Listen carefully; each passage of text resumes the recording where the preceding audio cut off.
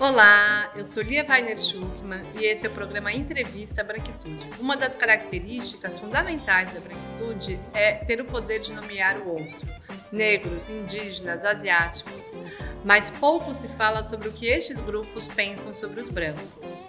Para essa conversa, eu convido hoje o pesquisador e historiador Kazem Gatun. Catuara, Potossababaé, Catuana. Olivença, Sebaopaba, Tupinambá, Sembaé, Anamã, Imaracá, Irumbimumbi, Imaracá, Apoanã, Iolele, Raia, Olila, Rai, Iolele, Raia, Olila, Rai, Iolele, Raia, Olila, Rai, Iolele, Raia, Olivença é minha terra, Tupinambá é minha nação, Maracá é instrumento de luta e devoção. Iolele, Raia, Iolila, Rai, Iolele, Raia, Olila, Rai, Iolele, Raia, Iolila, Rai, Iolele, Rai. Aere, aente.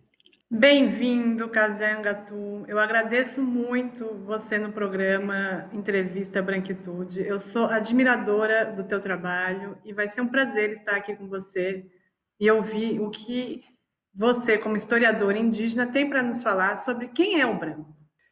Catuara, bom dia para quem é do dia, Catu Caruene, boa tarde para quem é da tarde, e Catu Pituna, boa noite para quem é da noite. Estou falando em tupi essas palavras. E Quecaturete, gratidão e a licença a todos que estão ouvindo, né? Estou visitando vocês aí nesse diálogo. Então, acho que o interessante é, primeiro, eu falo um pouco do que é essa noção do que seria esse suposto homem branco, né? Ou daqueles que se acham branco nesse país em que historicamente foi constituída uma imagem de que branco seria aquele seguindo alguns padrões físicos do mundo europeu, né, numa visão eurocentrista, seguindo os padrões físicos e culturais desse homem europeu, padrões físicos e culturais mais da década do século XX para cá, no final do século XX, começo do século XX, desse homem norte-americano. Eu digo supostamente branco porque essas pessoas que se dizem brancas, elas talvez não seriam consideradas brancas nesses lugares que a inspiram, né?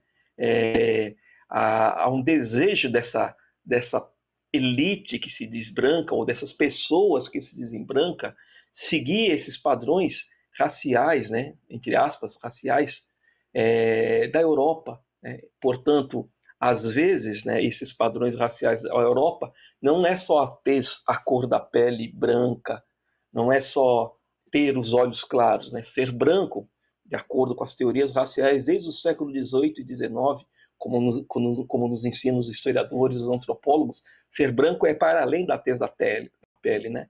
E me parece que, historicamente, essa elite brasileira, ela sempre desejou ser aquilo que ela não é, né?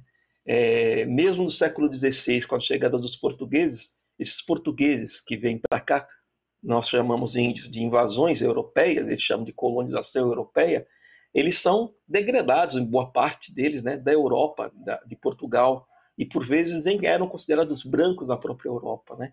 E só que no século XVI, XVII, XVIII, XIX, isso mais no final do século XIX, começo do século XX, tendo a Europa como modelo, mas a França, Paris, né, a Inglaterra, Londres, surge o desejo dessa elite brasileira, que não é branca, se nós seguimos os parâmetros dessas teorias raciais do século XVIII e XIX lá na Europa, que não é uma elite branca, né, mas que se acha branca, ela tenta a todo momento se mostrar como tal, né? Então eu diria que é o complexo do espelho, é a pessoa se olhar no espelho e não ver aquilo que ela deseja ser, né? Isso está presente em vários momentos, mas enfim, em particular no século XIX para o século XX, né? A gente pega na literatura, se nós pegarmos a obra de José de Alencar, né, Iracema e o Guarani, que são dois índios, dois indígenas, que para serem aceitos na sociedade não indígena, o Guarani, né, tem o Peri, tem que supostamente deixar a sua comunidade, a sua aldeia, para se branquear em hábitos, em costumes, né, viver à margem da sociedade não indígena. E Iracema casa com um não indígena, com um português, e tem um filho. No final ela morre na obra, né, e tem um filho cujo pai, o português, vai cuidar. Então, essas obras da literatura do século XIX demonstram que há um desejo de uma elite brasileira secular, desde o século XVI, viu? De se pensar como branca, mesmo tendo a rejeição daqueles supostamente brancos na Europa, né? O teórico Frantz Fanon, um dos mais conceituados nessa linha da teoria da decolonialidade, ele diz que é uma mentalidade, uma alma colonizada, né? Europeizada, tendo a Europa como centro e às vezes os próprios Estados Unidos. Então, esse homem branco, na minha leitura, a partir desse rápido histórico aí, ele seria uma pessoa recalcada. Cazé, isso que você falou me lembrou muito o intelectual negro Guerreiro Ramos, que logo em 1950 ele publica um texto chamado A Patologia do Branco Brasileiro. E ele vai dizer que é uma patologia, né? Que o branco brasileiro esconde as raízes indígenas e as negras e fica, né, adorando essa Europa assim como um lugar ideal, né? E é muito importante, né, a gente ouvir, né, alguém como você, porque a branquitude ela é cega para si mesma. São os negros e os indígenas quem podem desnudar a branquitude para nós mesmos, né? E aí, nesse sentido, é muito importante pensar o que os indígenas, que estão há 500 anos falando homem branco, pensam e sobre as características dessas pessoas, né? Você falou um pouco sobre esse recalque, mas os tupinambás têm outras características próprias, né? Tem uma nomeação desse homem branco. O que se fala, né? O que se pensa, né? Na tua sociedade, nos tupinambás? O Guarani chama de Juruá, né? O branco, né? E a gente chama Caraíba. No Tupi, o branco seria o Caraíba, né? Aquele que é o estranho. Mas insisto, viu, Lia? Porque aqui, como nós tupinambás, estamos na área da onde começou as invasões há 500 anos atrás, há mais de 500 anos atrás, as invasões portuguesas, nós temos contato com aqueles não indígenas, não é isso? Nós sabemos diferenciar muito bem que branco não é só uma questão de cor de pele. Tem pessoas que têm uma pele alva, mas nós não consideramos como sendo brancas, né? Por quê? Porque a forma dela ser, a forma dela pensar o mundo, a forma de se relacionar com as outras pessoas, a chamada empatia, né? Mesmo ela não tendo a cor indígena, mesmo ela não tendo a cor de pele do povo negro, essa forma dela ser, mesmo ela tendo a pele branca, né? Nós falamos que ela não é branca. Então, o nosso sentido da palavra de homem branco vai para além da ideia de cor de pele, né? Que essa ideia do fenóptico, é uma ideia pseudocientífica, não é isso? Desse dualismo simplista do pensamento ocidental. Ou é branco ou é preto, né? Ou é índio ou não é índio. Nós sabemos lidar muito bem com isso, né? Nesse sentido, quando você fala que tem brancos, que vocês falam que o modo de ser não é branco, quer dizer que tem um modo de ser branco. O que é esse modo de ser Isso, branco? pois é. Acho que esse é o que da questão. O que seria esse suposto modo de ser branco, né? São atitudes. Qualquer atitude. Intolerância com o outro, né? Rejeição com a cultura do outro, né? Achar que a cultura do outro é a cultura e a forma de ser do outro é uma cultura ou uma forma de ser menor, né? Vou dar um exemplo que ocorre comigo, né? É, fiz o doutorado na Faculdade de Arquitetura e Urbanismo da USP, né? Quando eu fiz isso antes da cota, né, das cotas raciais, que na minha opinião tem que existir com certeza para suprir a falha histórica, o racismo estrutural existente nesse país. Mas quando eu fiz o doutorado, o mestrado e a graduação, eu fiz sem a cota. E quando eu falo que eu sou doutor pela FAUSP, algumas pessoas dizem: ah, você é doutor por conta da cota, né? Como que se você usando uma cota para se formar numa universidade, é como se fosse um favor da instituição ou do Estado brasileiro para lhe dar um direito que você não teria por seu potencial próprio.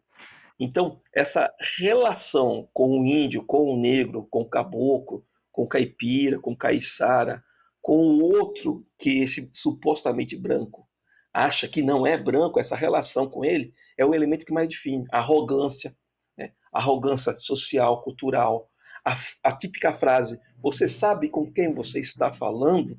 Isso é uma atitude de homem branco, né? Você sabe com quem você está falando? E olha o que eu estou lhe dizendo: a pessoa não precisa ser branca na cor da pele para ter esse comportamento, né? Por isso que às vezes nós encontramos até pessoa que não tem a tez branca com esse comportamento de uma suposta superioridade. De fato, Casé, isso que você tem falado, né, está relacionado a tudo como se pensa, né, esses estudos críticos da branquitude que vão dizer que a branquitude se forma nessa ideia de superioridade, né, em relação aos outros, né, e que você acabou de explicar muito bem, que o Fanon fala muito bem, que essa colonização ela produz, né, os sujeitos, a subjetividade, né, que você deu esse exemplo e que pode ser traduzido no que ele vai nomear peles negras, máscaras brancas, que é o efeito da colonização naqueles colonizados, né? Então, realmente, de fato, é muito triste, né? Como que a subjetividade pode ser colonizada, como você está falando, né? Vou dar um exemplo. Eu morei em São Paulo, né, na capital paulista, e há alguns anos eu dei aula numa universidade particular em São Caetano do Sul, uma cidade que muitos dizem que possui uma maioria branca, né? Muito se orgulha dizendo que São Caetano não tem periferia. São Caetano, a periferia de São Caetano seria as cidades próximas, não é isso? Pois bem, aí eu depois lecionava lá na universidade de lá, particular, não vou dizer o nome, fui ao banheiro e estava escrito no banheiro: fora nordestinos de São Paulo. Olha só, olha que frase xenófoba, né? De superioridade, uma suposta superioridade branca. No dia seguinte, no outro dia, fui ao mesmo banheiro, alguém pichou, respondendo à primeira pessoa: você sabia que os nordestinos em São Paulo são tratados como os brasileiros nos Estados Unidos? Olha que resposta brilhante, né? Aí, no terceiro dia, no mesmo lugar, né, no mesmo banheiro, o primeiro respondeu ao segundo: os americanos têm direito de tratar os brasileiros como baratas, porque não é o lugar deles lá. Então eu permito que me humilhem, né? Eu permito que me coloque numa situação de subalternidade, desde que eu possa subalternizar o outro, desde que eu possa discriminar o outro, né? Isso é típico desse pensamento, desses supostamente brancos existente aqui no Brasil. De fato, Casé, eu sempre penso que essas frases do banheiro, elas podem ser estudos de sociologia, porque elas dizem muito sobre a gente, né? Eu agradeço a sua generosidade por vir conversar com a gente.